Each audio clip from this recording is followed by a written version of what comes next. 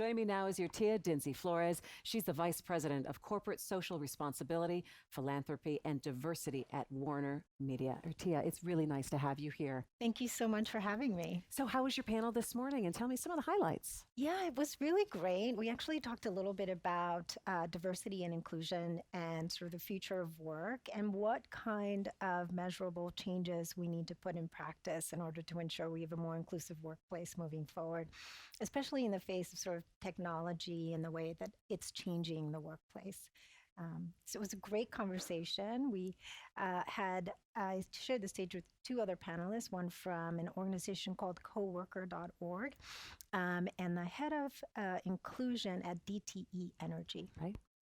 So when you talk to other people who are working with corporations right now and companies, has it been easier to be more inclusive, or have you found that more corporations are being very deliberate in the decision-making process that they're doing? I mean, I think it's a little bit of both. I think it's become easier because we're more willing to have conversations around the need to have inclusion and diversity.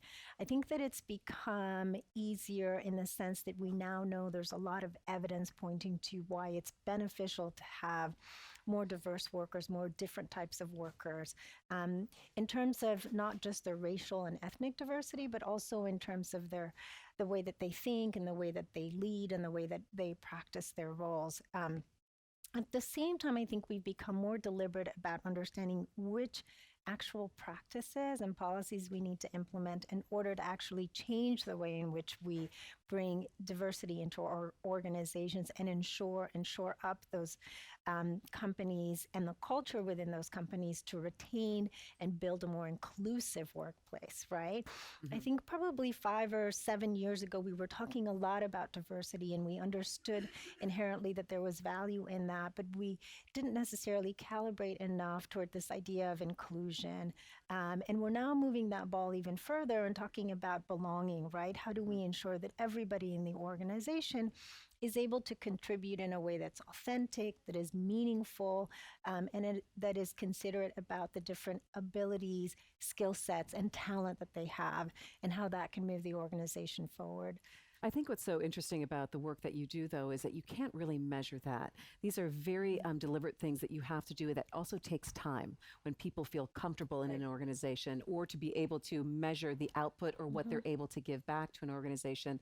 And in sometimes corporations with bottom lines and saying, how can I quantify that, or how can I absolutely measure that? It has to be something that takes a lot of work to be able to do. I mean, I think you're absolutely right. It is something difficult to measure, the way in which it's traditionally been very difficult to measure, say, culture at companies or employee engagement, right? There's sort of a lot of famous instances. I'm sure a lot of corporate partners would identify with us having, sort of a culture or an engagement survey and everybody saying they're unhappy, but yet the retention rates for your top leadership are very high, right? So those two things don't necessarily match up.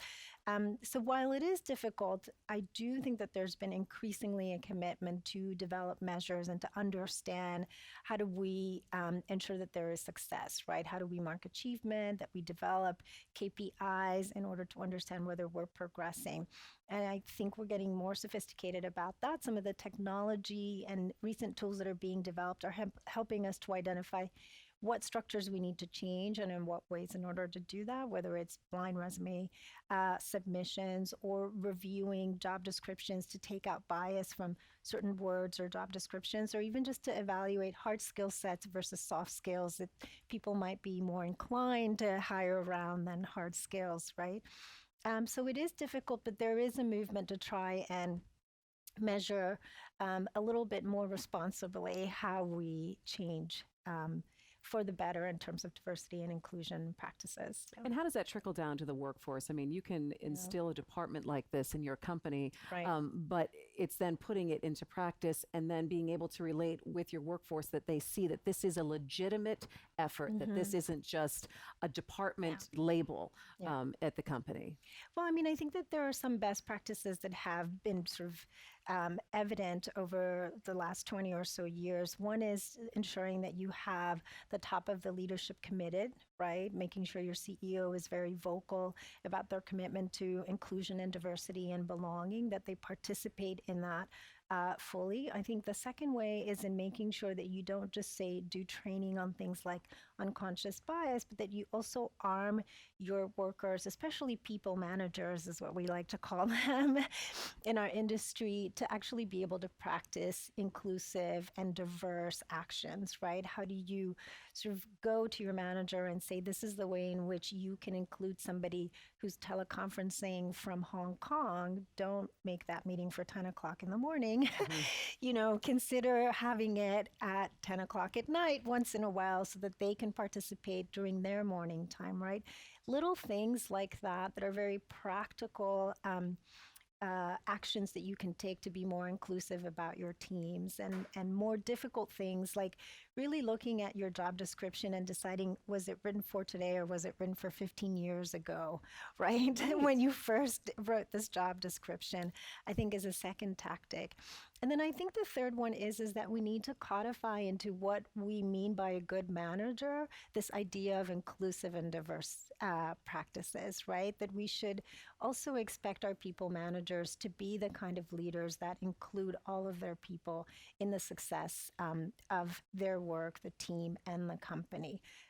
So doing some of those things, I think, are some of the important ways in which we can move the ball forward. Well, and really set the tone. And when you talk about managers, they're the ones that directly set the tone for the people who directly Absolutely. report for them, sometimes even more than the CEO, because for workers on a daily basis, they're so far away sometimes from that top Exactly. level. Do we find that more companies are sending, our people managers to seminars, to practice, to be able to role play, so they can understand, instead of just putting them in leadership positions and saying, good luck, deliver? Yeah, I mean, I think that is true. That is some of what is happening.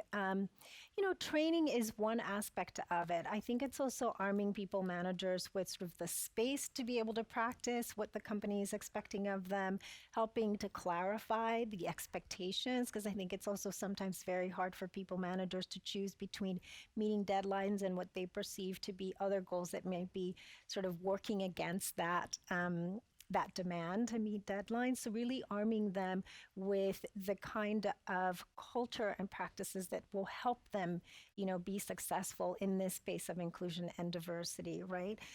One of the things that I've done in sort of other previous jobs is to establish something like a people goal, right? And usually that goal is just really about, did you manage this person and make sure that they hit their goals? But we included into that also an aspect of, are you supporting that person in terms of their personal development? Have you engaged with any of our employee resource groups, for example? Have you talked externally to your clients about our commitment to diversity and inclusion, so that it doesn't just become a matter of like, I'm doing what I'm told, but you're exercising, in a positive way, a commitment to those goals as well. And a belief in the culture change as well. Absolutely. So my last question to you, and you had kind of referenced job descriptions from 15 years ago. So we've seen really a huge change, I think, in the workforce culture in the last 15 years or so. Where do you think we go in the next 5? I mean, I think in the next 5, we really need to get serious about understanding what are the jobs that we really are hiring for, right?